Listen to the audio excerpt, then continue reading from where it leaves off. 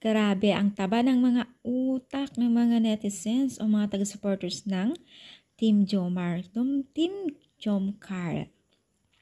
So, bago natin pagpatuloy ang ating pag-support today's video, kung bago ka pa lang sa aking channel, please subscribe po, like, and pakit na rin po natin guys ang notification bell upang ma-update po tayo tuwing ako nag-upload patungkol sa Team Kalingap. And please support po natin ang buong Team Kalingap, lalong-lalo na po kila Kalingap Rab at Kuya Bal.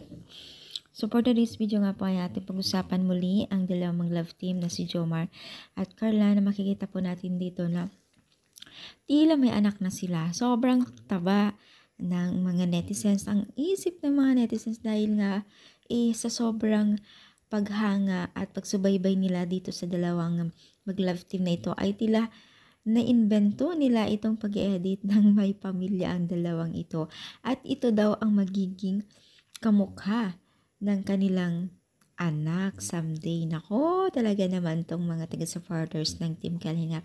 Talagang advanced na sila mag-isip. Talagang minamahal talaga nila ang dalawang mag-love team na ito.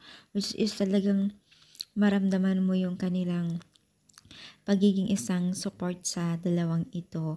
At talagang pinapanindigan nila na solid supporters po nila. Nakakatuwa naman, no? Ang cute-cute nilang tingnan. Kumbaga bagay na bagay talaga sila ditong tignan. O kahit hindi naman ngayon, talagang as in bagay sila. Kaya naman po maraming kinilig sa kanilang dalawa tuwing sila ay nagbabahagi ng kilig moment, no? So, anong masasabi ninyo dito sa ating pag-support today's video? Kayo rin po ba ay natutuwa? Comment down, palike po ang ating video. Thank you so much. More power and God bless ulit.